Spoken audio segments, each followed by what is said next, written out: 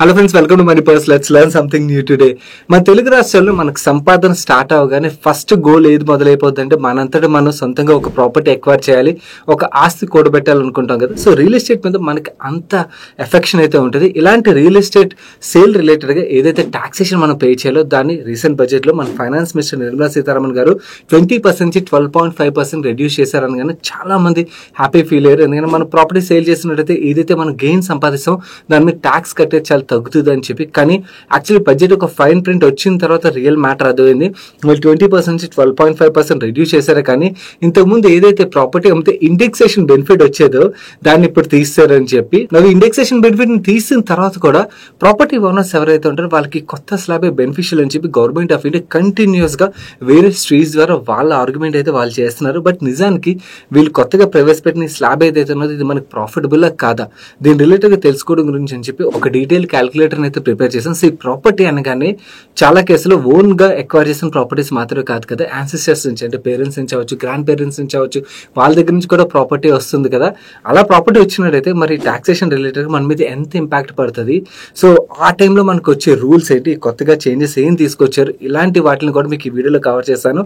So real estate related గా government of India తీసుకొచ్చిన కొత్త ట్యాక్స్ విధానం ఏదైతే ఉన్నదో దీని రిలేటెడ్ గా మీకు కంప్లీట్ క్లారిటీతో పాటు ఒకవేళ మీరు ప్రాపర్టీ సెల్ చేయాలనుకున్నట్టయితే మీరు ఎంత ట్యాక్స్ పే చేయాల్సి వస్తుంది అన్న క్లారిటీ కూడా మీకు ఈ వీడియో చివరికి వెళ్ళేసరికి వచ్చేస్తుంది. వీడియో చూసినప్పుడు ఇలాంటి వీడియోస్ మీ ముందు తీసుకురావడానికి మన టీం పెట్టిన ఎఫర్ట్ మీకు హెల్ప్ఫుల్ అనిపించినట్టయితే వీడియోని తప్పకుండా లైక్ చేయడం అయితే మర్చిపోకండి. Let's start the video.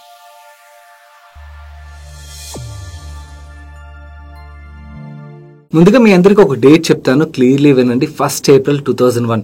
ఈ డేట్ ని ఇంతలా ఎందుకు స్ట్రెస్ చేస్తున్నా అంటే ఇక్కడ before after kind of scenario అన్నమాట. ఈ 1st April 2001 కన్నా ముందు ఎవరైతే ప్రాపర్టీ కొనుంటారో వాళ్ళకి taxation completely different. వెరస్ 1st April 2001 తర్వాత ప్రాపర్టీ ఎవరైతే కొంటారో వాళ్ళకి టాక్సేషన్ కంప్లీట్లీ డిఫరెంట్ అనమాట. ఈ బడ్జెట్ తర్వాత ఈ సినారియో అయితే వచ్చేసింది. అండ్ ఈ 1st April 2001 కన్నా ముందు ప్రాపర్టీస్ అంటే ఏముంటాయి, గ్రాండ్ పేరెంట్స్ నుంచి వచ్చినవి అవ్వచ్చు, పేరెంట్స్ నుంచి వచ్చినవి అవ్వచ్చు, ఆర్ ఫర్ ఎగ్జాంపుల్ మీరే ఏజ్డ్ అనుకోండి, మీరు early part of the career లో కొన్న ప్రాపర్టీస్ అవ్వచ్చు, ఇవన్నీ ఉంటాయి కదా. ఇక్కడ యాక్చువల్లీ గవర్నమెంట్ ఆఫ్ ఇండియా ఒక చిన్న మెస్ చేసింది, దీనివల్ల చాలా తలనొప్పిగా మారింది. అందుకని ఈ పార్ట్ ఏదైతే ఉన్నదో దీని తర్వాత ఎక్స్ప్లెయిన్ చేస్తాను. ఈజీ వేలో మీకు అర్థం చేసుకోవాలంటే ఈ 1st April 2001 తర్వాత ప్రాపర్టీ ఎవరైతే కొన్ని ఉంటారో వాళ్ళు ఈ బడ్జెట్ తర్వాత అంటే ఈ 23rd July 2024 తర్వాత ఎప్పుడైనా కూడా మీరు ప్రాపర్టీ సెల్ చేశారనుకోండి మీకు అప్లికబుల్ అయ్యి టాక్సేషన్ ఎలా ఉంటుంది అనేది ముందుగా మాట్లాడుకుందాం. సో ఈ బడ్జెట్ లో మనం ప్రాపర్టీని 2 సంవత్సరాలు దాని పైన హోల్డ్ చేసి సేల్ చేసినట్టయితే ఏదైతే ట్యాక్స్ మనం పే చేయాల్సి ఉన్నదో ప్రాఫిట్ మీద అది 20% నుంచి 12.5% రెడ్యూస్ చేశారని చెప్పి మనం మాట్లాడుకున్నాం కదా. నవ్వు ఈ రెడ్యూస్ చేస్తూనే వాళ్ళు ఇండెక్సేషన్ బెనిఫిట్ ని తీస్తారని చెప్పాను కదా. ఇండెక్సేషన్ బెనిఫిట్ అన్నది ఎలా వర్క్ అవుతుందో మీకు సింపుల్ గా ఎక్స్ప్లెయిన్ చేస్తాను. సో మనకి ఎవ్రీ ఇయర్ మనకి ఎక్స్పెన్స్ అంటే మన ఖర్చులు అయితే పెరుగుతూ ఉంటాయి, ద్రవ్యోల్బణం అంటాం కదా. అవి ఈ ద్రవ్యోల్బణం ఒక రేట్ ని గవర్నమెంట్ ఆఫ్ ఇండియా ప్రతి ఇయర్ డిక్లేర్ చేస్తూ ఉంటుంది. లెట్స్ సే ఫర్ ఎగ్జాంపుల్ మన ఇన్ఫ్లేషన్ అనేది 6% చొప్పున పెరుగుతున్నది అనుకుందాం, అండ్ మన ప్రాపర్టీ 8% చొప్పున పెరిగింది అనుకుందాం. మనకు వచ్చిన 8% ప్రాఫిట్ లోంచి ఇన్ఫ్లేషన్ 6% ఏదైతే ఉందో దాన్ని తీసేగా అడిషనల్ 2% ప్రాఫిట్ ఏదైతే వచ్చిందో దాని మీద మనం 20% ట్యాక్స్ పే చేయాల్సి ఉండేది. దీన్ని ఇంకా సింపుల్ గా మీకు నెంబర్స్ లో పెట్టి చూపిస్తాను, మీకు అర్థమవుతుంది. లెట్స్ సే ఫర్ ఎగ్జాంపుల్ ఒక 100 రూపాయలకి ఎవరైనా ప్రాపర్టీ కొన్నారనుకుందాం. కొన్న తర్వాత 3 సంవత్సరాలు హోల్డ్ చేసి ఆ 3 సంవత్సరాల తర్వాత ప్రాపర్టీని అమ్మారు. ఈ 3 సంవత్సరాల్లో ఆ ప్రాపర్టీ యావరేజ్ గా 8% చొప్పున గ్రో అయింది అనుకుందాం. గ్రో అయినట్టయితే ఆ 100 రూపాయల ప్రాపర్టీ యొక్క వాల్యూ ఎంత అవుతుంది, అప్రాక్సిమేట్లీ 126 రూపాయలు అవుతుందా, అవునా. ఇదే సేమ్ పీరియడ్ లోని ఇన్ఫ్లేషన్ అంటే ద్రవ్యోల్బణం ఏదైతే ఉన్నదో 6% చొప్పున పెరిగింది అనుకుందాం. ఈ 100 రూపాయల ప్రాపర్టీ ఏదైతే ఉన్నదో దాని యొక్క కాస్ట్ 100 రూపాయల నుంచి ఈ 3 సంవత్సరాల్లో 6% చొప్పున గ్రో అయినట్టయితే 119 రూపాయలు అవుతుంది అనమాట. ఈ 126 రూపాయల నుంచి 119 రూపాయలు మనం తీసేసాం అనుకోండి, మనకి అడిషనల్ గా వచ్చిన ప్రాఫిట్ ఎంత అంటే ఇన్ఫ్లేషన్ పోగా 6 రూపీ 87 పైసా అవుతుంది. ఈ 6 రూపీ 87 పైసాలోంచి మనం 20% ట్యాక్స్ అంటే 1 రూపీ 37 పైసా పే చేయాల్సి ఉంటుంది. అంటే మనకు వచ్చిన 126 రూపాయల ప్రాఫిట్ లోంచి ఈ 1 రూపీ 37 పైసా తీసినట్టయితే మనకి నెట్ పోస్ట్ ట్యాక్స్ మన పాకెట్ లోకి వచ్చిన ప్రాఫిట్ ఎంత 124 రూపీస్ 60 పైసా అవుతుంది. ఇది బడ్జెట్ కన్నా ముందున్న క్యాలిక్యులేషన్. వెరస్ బడ్జెట్ తర్వాత ఏం చేశారు, ఈ ఇండెక్సేషన్ పార్ట్ ఏదైతే ఉన్నదో అదే ఇన్ఫ్లేషన్ క్యాలిక్యులేషన్ చూపించాను కదా, ఆ పార్ట్ ని తీసేసి ఈ ట్యాక్స్ 20% నుంచి 12.5% రెడ్యూస్ చేశారు. నౌ సేమ్ ప్రాపర్టీకి మనం ఆ 12.5% ఒకసారి క్యాలిక్యులేట్ చేసి చూద్దాం. లెట్స్ సే ఎవరైనా 100 రూపాయల ప్రాపర్టీ సేమ్ 3 సంవత్సరాలు హోల్డ్ చేశారు, 3 సంవత్సరాలు 8% చొప్పున పెరిగినట్టయితే ప్రాపర్టీ యొక్క వాల్యూ 126 రూపీస్ అవుతుంది. నవ్వు ఈ ప్రాపర్టీని మనం 126 రూపీస్ సెల్ చేసాం అనుకోండి, మనకు వచ్చిన ప్రాఫిట్ ఎంత? 26 రూపీస్ కదా. నవ్వు ఈ 26 రూపీస్ మీద straight away government of India ఏం చెప్తుందంటే 12.5% ట్యాక్స్ కట్టండి అంటుంది. నా 12.5% ట్యాక్స్ కడితే మనకి యాక్చువల్ ట్యాక్స్ రూపంలో పోయేది ఎంత? ₹3.25. అంటే ఈ 126 రూపీస్లో ₹3.25 తీసేసినట్టయితే మనకి నెట్ పాకెట్లోకి వచ్చేది అంటే ₹122.72. అంటే స్ట్రైట్ అవే మనకి ఈజీగా అర్థమవుతుంది కదా, ఇండెక్సేషన్ బెనిఫిట్తో ఉన్న క్యాలిక్యులేషన్ కన్నా ఇప్పుడు ట్యాక్స్ పర్సెంటేజ్ తగ్గించినా కూడా మన పాకెట్ నుంచి వెళ్ళే ట్యాక్స్ అమౌంట్ ఏదైతే ఉన్నదో అది ఎక్కువగా వెళ్తుందని చెప్పి. కాకపోతే గవర్నమెంట్ ఆఫ్ ఇండియా ఒక ఆర్గ్యుమెంట్ ఏంటంటే ఇంత సింపుల్ గా ఉండదు క్యాలిక్యులేషన్. యాక్చువల్లీ ఈ కొత్తగా ప్రవేశపెట్టిన ట్యాక్స్ స్లాబ్ ఏదైతే ఉన్నదో ఇది చాలా మంది ప్రాపర్టీ ఓనర్స్ ఎవరైతే ఉంటారో వాళ్ళకి బెనిఫిషియల్ అని చెప్తున్నారు. ఒకవేళ బెనిఫిషియల్ అయినట్టయితే అది ఎలా బెనిఫిషియల్ అవుతుందో కూడా మనం ఇప్పుడు చూపిస్తాను మీకు ఎక్సెల్ లోకి తీసుకెళ్లి. సో దాన్ని బట్టి మీకు ఒక క్లారిటీ అయితే వస్తుంది. సో స్ట్రైట్ అవే ఎక్సెల్ షీట్ లోకి వెళ్ళిపోదాం. లెట్స్ సే ఫర్ ఎగ్జాంపుల్ ఎవరైనా ఒక 30 లక్షలు పెట్టి అపార్ట్మెంట్ కొన్నారనుకుందాం. ఒక్క నిమిషం ఆగండి, కంగారు పడే వాళ్ళకి చెప్తాను. కంగారు పడి నాకు తెలిసి కింద ఎద్దును చేసేస్తుంటారు, 30 లక్షలకి ఎక్కడ అపార్ట్మెంట్ వస్తుంది భయ్యా, ₹1,00,00,000 వస్తుంది అది ఇది అని చెప్పి. ఇది ఎగ్జాంపుల్ గైస్. ఇక్కడ మీరు ₹1,00,00,000 వాల్యూ అని ఇన్పుట్ చేయొచ్చు, లేదా 10 కోట్ల వాల్యూ అని ఇన్పుట్ చేయొచ్చు, లేదా ₹1,00,000 వాల్యూ అని ఇన్పుట్ చేయొచ్చు. సో క్యాలిక్యులేషన్ ప్రాసెస్ అంతా సేమే, అమౌంట్ మారుతుంది అంతే తప్పించి మీరు కొన్న ప్రాపర్టీ యొక్క అమౌంట్, మీరు కట్టాల్సిన ట్యాక్స్ అమౌంట్ మారుతుంది తప్పించి మీకు క్యాలిక్యులేషన్ అయితే మారిపోదు. ఎందుకు ఈ విషయం చెప్తున్నానంటే ప్రీవియస్ గా ఎప్పుడు క్యాలిక్యులేషన్ చూపించినా కూడా కింద ఫైట్ చేసేస్తుంటారు అనమాట, ఈ నెంబర్ చూపించలేదు ఆ నెంబర్ చూపించలేదు అని చెప్పి. జస్ట్ మీకు ఎక్సెల్ అయితే ప్రొవైడ్ చేస్తున్నాను కాబట్టి మీరు నెంబర్ అయితే ఇన్పుట్ చేయొచ్చు, మీ అంతటా మీరు క్యాలిక్యులేషన్ చేసుకోవచ్చు. నా ఈ 30 లక్షల కేసులోని ప్రీవియస్ గా ఉండే ట్యాక్స్ క్యాలిక్యులేషన్ బట్టి మనకి ఇన్ఫ్లేషన్ ఒక అడ్వాంటేజ్ దొరికేది కదా. లెట్స్ సే ఒక 2 years పీరియడ్ లో ఇన్ఫ్లేషన్ 6% ఉన్నది అనుకుందాం, అండ్ ఇన్ఫ్లేషన్ గ్రాడ్యువల్లీ రెడ్యూస్ అయ్యే ఆస్కారం ఉన్నది కాబట్టి 5 year పీరియడ్ లో యావరేజ్ గా 5% రెడ్యూస్ అయింది అనుకుందాం, అండ్ 10 year పీరియడ్ లో యావరేజ్ గా 4% రెడ్యూస్ అయింది అనుకుందాం, అండ్ 20 year పీరియడ్ కూడా యావరేజ్ గా నేను 4% ఉంచుతున్నాను. నౌ ఈ ప్రాపర్టీ ఏదైతే ఉన్నదో ఇది లెట్స్ సే ఫర్ ఎగ్జాంపుల్ 10% చొప్పున గ్రో అయింది అనుకుందాం. మళ్ళీ అగైన్ కంగారు పడి ఫైట్ చేయొద్దు, ప్రాపర్టీలు 10% ఎక్కడ పెరుగుతాయని చెప్పి. ఈ 10% చొప్పున గ్రో అయిన సినారియోలోని నో ఈ కొత్త ట్యాక్స్ పర్సెంటేజ్ ఏదైతే గవర్నమెంట్ ఆఫ్ ఇండియా ఇంపోజ్ చేసిందో దాన్ని బట్టి యాక్చువల్లీ లాభం అవుతుంది అన్నమాట. ఆ 20 year పీరియడ్లో ఎవరైనా హోల్డ్ చేసి ఈ 20 year పీరియడ్లో ప్రాపర్టీ 10% చొప్పున పెరిగితే అప్పుడు లాభం అవుతుంది. ఇదే గవర్నమెంట్ ఆఫ్ ఇండియా యొక్క ఆర్గ్యుమెంట్. కానీ రియాలిటీకి వద్దాం. యాక్చువల్లీ డేటా ప్రకారం చూసినట్టయితే మాధాపూర్ లాంటి లొకేషన్లోనే అపార్ట్మెంట్స్ యావరేజ్ గా 5% చొప్పున పెరుగుతాయని చెప్పి డేటా చెప్తుంది. కానీ 5% కాదు, చాలా మంది ప్రాపర్టీ యొక్క ఎప్రిసియేషన్ ఎక్కువగా ఉంటుందని యాంటిసిపేట్ చేస్తారు కాబట్టి 5 కాకుండా 7% తీసుకుందాం. 7% తీసుకున్నట్టయితే మీకు ఇక్కడ రెడ్ కలర్ లో వస్తున్నాయంటే క్లియర్లీ మనకి ఓల్డ్ ట్యాక్స్ సిస్టమ్ ఏదైతే దానికన్నా కూడా న్యూ ట్యాక్స్ సిస్టమ్ లో మనం ఎక్కువగా ట్యాక్స్ పే చేస్తున్నాం అనమాట. అదే గ్రీన్ కలర్ లో వచ్చింది అనుకోండి, ఓల్డ్ ట్యాక్స్ సిస్టమ్ కన్నా కూడా న్యూ ట్యాక్స్ సిస్టమ్ లో మనం ట్యాక్స్ అమౌంట్ ఏదైతే తక్కువగా పే చేస్తున్నామని అర్థం చేసుకోవచ్చు. ఇక్కడ వాల్యూస్ అనే రెడ్ కలర్ లో వచ్చాయంటే మన పాకెట్ నుంచి ట్యాక్స్ అమౌంట్ ఎక్కువ వెళ్ళిపోతుందని అర్థం చేసుకోవచ్చు అనమాట. నో ఇది అపార్ట్మెంట్ సినారియో కదా, వేరేజ్ సంబడి ల్యాండ్ పర్చేస్ చేశారు అనుకోండి, ఎప్రిసియేషన్ అనేది కొంచెం ఎక్కువ ఉంటుంది. సో అక్కడ 10% అనుకోండి, ఆ కేసులో మనం 10 years హోల్డ్ చేసినట్టయితే డెఫినెట్లీ ఈ న్యూ ట్యాక్స్ పర్సెంటేజ్ ఏదైతే గవర్నమెంట్ ఆఫ్ ఇండియా తీసుకొచ్చిందో అది మనకు బెనిఫిషియల్ గా మనం అర్థం చేసుకోవచ్చు అన్నమాట. అదే మనం ప్రాపర్టీ ఇంతలో ఎప్రిషియేట్ అయినా కూడా మనం 2 years or 5 years మాత్రం హోల్డ్ చేసి సెల్ చేసాం అనుకోండి, చాలా మంది ట్రేడ్ కూడా చేస్తుంటారు కదా, అలాంటి వాళ్ళకైతే కొత్త ట్యాక్స్ స్లాబ్ ఏదైతే ఉన్నదో దానివల్ల యాక్చువల్ ట్యాక్స్ అవుట్ గా ఉన్నది కొంచెం ఎక్కువగా ఉంటుందని మనం అర్థం చేసుకోవచ్చు. అండ్ ఇంకొక విషయం మీకు తెలియాలి, ప్రాపర్టీ టాక్సేషన్ విషయంకి వచ్చేసరికి లెస్ దాన్ 2 years ఎవరైనా అంటే 2 years హోల్డ్ చేయకుండా అమ్మారు అనుకోండి, షార్ట్ టర్మ్ క్యాపిటల్ గెయిన్ కింద వస్తుంది. ఏదైతే ప్రాఫిట్ ఉంటుందో అది మీ ఇన్కమ్ యాడ్ అయిపోద్ది అనమాట. మీ ఇన్కమ్ స్లాబ్స్ ఏవైతే ఆ స్లాబ్స్ బట్టి మీరు ట్యాక్స్ పే చేయాల్సి ఉంటుంది. అదే 2 years అండ్ అబోవ్ హోల్డ్ చేసిన తర్వాత అప్పుడు సెల్ చేశారు అనుకోండి, మీకు long term capital gain taxation కింద వస్తుంది. అప్పుడు ఈ ట్యాక్స్ స్లాబ్ ఏదైతే 12.5% తీసుకొచ్చారో అది మీకు అప్లికబుల్ అవుతుంది. చాలా మంది తెలుసు అనుకుని దాని పార్ట్ని ముందు ఎక్స్ప్లెయిన్ చేయలేదు, బట్ ఇప్పుడు ఎక్స్ప్లెయిన్ చేస్తాను, తెలియని వాళ్ళకి కూడా అర్థమైపోతుంది అని చెప్పి. ఇది 2001 తర్వాత ప్రాపర్టీ కొని ఇంకా హోల్డ్ చేస్తూ ఎవరైనా ఫ్యూచర్ లో సెల్ చేద్దాం అనుకున్న వాళ్ళ సినారియో ఇది. బడ్జెట్ కన్నా ముందు అంటే 23rd July 2024 కన్నా ముందు ఎవరైనా సెల్ చేస్తారు అనుకుందాం, వాళ్ళ కేసు ఏంటి? వాళ్ళ కేసు సింపుల్, కంగారు పడాల్సిన పని లేదు. ఇండెక్సేషన్ బెనిఫిట్ అయితే మీకు వస్తుంది, మీరు ముందుగా బడ్జెట్ కన్నా ముందు అమ్మేశారు కాబట్టి. ఇంకొక సినారియో, మోస్ట్ కాంప్లికేటెడ్ సినారియో ఏంటంటే 2001 కన్నా ముందు ప్రాపర్టీ కొని ఇప్పుడు కూడా ప్రాపర్టీ హోల్డ్ చేస్తున్నారు అనుకోండి, వాళ్ళ సినారో ఏంటి అదే ఇప్పుడు చూపిస్తాను. బై ది వే ఒక స్మాల్ రిమైండర్ గైస్, వీడియోని లైక్ చేశారా? లైక్ చేయని వాళ్ళు తప్పకుండా వీడియోని లైక్ చేయడం అయితే మర్చిపోకండి గైస్. మీరు లైక్ చేయడం వల్ల యాక్చువల్లీ ఏంటంటే ఈ వీడియో ఎక్కువ మందికి చూపిస్తుంది అన్నమాట సోషల్ మీడియాలోని. అందు గురించి అని అడుగుతాం. లైక్ చేయడం వల్ల డబ్బులు అయితే రావు, ఎక్కువ మందికి ఇలాంటి కంటెంట్ రీచ్ అవుతుంది అన్నది మా తాపత్రయం అన్నమాట. అండ్ అలాగే మీ ఫ్రెండ్స్ అండ్ ఫ్యామిలీలో కూడా చాలా మందికి ప్రాపర్టీస్ ఉంటాయి కదా, వాళ్ళకి ఇలాంటి క్యాలిక్యులేషన్లు అయితే తెలియడం చాలా ఇంపార్టెంట్. కాబట్టి వీడియో చూసిన తర్వాత వాళ్ళకి షేర్ చేయడం అయితే మర్చిపోకండి.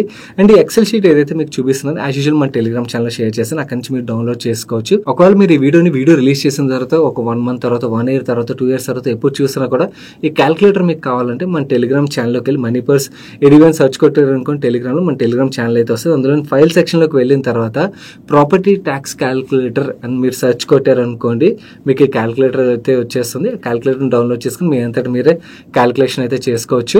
అండ్ అలాగే గవర్నమెంట్ తీసుకున్న ఈ డెసిషన్ వల్ల యాక్చువల్ నిజంగా మనకి బెనిఫిట్ వస్తుందా లేదా మీరేమనుకున్నారు, దీనివల్ల గవర్నమెంట్ మన దగ్గర నుంచి ఎక్కువ ట్యాక్స్ కలెక్ట్ చేస్తుందా, మీ అభిప్రాయాన్ని అయితే కింద కామెంట్ సెక్షన్ షేర్ చేయడం మర్చిపోకండి. నేను ఈ ఇష్యూని మీకు షేర్ చేసే ముందు యాక్చువల్లీ ప్రాపర్టీ ట్యాక్స్ క్యాలిక్యులేషన్ ఏదైతే ఉన్నదో దాన్ని ఎగ్జాక్ట్లీ ఎలా చేయాలో మీకు నేర్పించాల్సి ఉన్నది. ఇది అర్థమైనప్పుడే అసలు ప్రాబ్లం ఎక్కడ ఉన్నదని మీకు అర్థమవుతుంది అన్నమాట. ప్రాపర్టీ ట్యాక్స్ క్యాలిక్యులేషన్ నేను మీకు ఇందాక ఏం చూపించాను, యావరేజ్గా ఇన్ఫ్లేషన్ 6%, 5% అని చెప్పి తీసుకున్నాను కదా, అలా తీసుకోరు.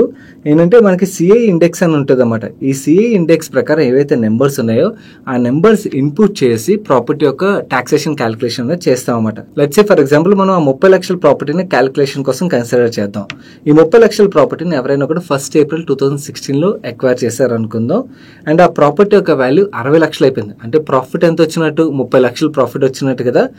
ఈ ప్రాపర్టీని ఎగ్జాక్ట్లీ బడ్జెట్కి 1 day ముందు ఆయన సెల్ చేస్తారు అనుకుందాం, తెలియకుండా 22nd July 2024 రోజున సెల్ చేసినప్పుడు ఆ 30 లక్షల ప్రాఫిట్ ఏదైతే ఉన్నదో దాని మీద టాక్సేషన్ క్యాలిక్యులేషన్ ఎలా వర్క్ అవుతుంది అంటే, ఈ ఇండెక్స్ నెంబర్ ఏదైతే ఉన్నదో మనం ఆ నెంబర్ తీసుకోవాలన్నమాట. మనం ప్రాపర్టీ ఎక్వైర్ చేసినప్పుడు ఆ సిఏ యొక్క నెంబర్ ఏదైతే గవర్నమెంట్ ఆఫ్ ఇండియా ఇచ్చిందో ఎవ్రీ ఇయర్ దీన్ని ఇస్తారన్నమాట. ఆ సిఏ నెంబర్ చూసినట్టయితే 2016-17 ఫైనాన్షియల్ ఇయర్లోని 264 అని ఇచ్చారు. లెట్స్ సే 264 నేను ఇక్కడ ఇన్పుట్ చేశాను కదా.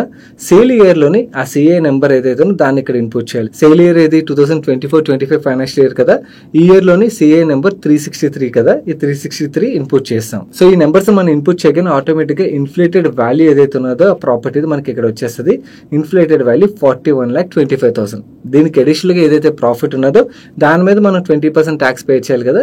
అడిషనల్ గా ప్రాఫిట్ 18,75,000 వచ్చింది కాబట్టి దీని మీద 20% ట్యాక్స్ అంటే 3,75,000 రూపీస్ మనం ట్యాక్స్ పే చేయాల్సి ఉంటుంది. సో దీన్ని బట్టి మీకు యాక్చువల్లీ ప్రాపర్టీ రిలేటెడ్ గా ఎగ్జాక్ట్లీ ట్యాక్స్ క్యాలిక్యులేషన్ ఎలా చేయాలి ఇప్పుడు అర్థమైంది కదా. ఇక్కడ అసలు మ్యాటర్కి వద్దాం. మీరు ఈ సిఏ నెంబర్ ఏదైతే ఉన్నదో అబ్జర్వ్ చేసినట్టయితే ఈ ఇండెక్స్ నేను చూపించినప్పుడు బేస్ ఇయర్ అన్నది ఇయర్ 2001-2002 మార్చేసి అక్కడ సిఏ నెంబర్ 100 స్టార్ట్ చేశారు. Let's say grand parents property అవ్వచ్చు, పేరెంట్స్ ప్రాపర్టీ అవ్వచ్చు, ఇవన్నీ కూడా 2001 కన్నా ముందు ఎక్వైర్ చేసి ఉంటాయి కదా.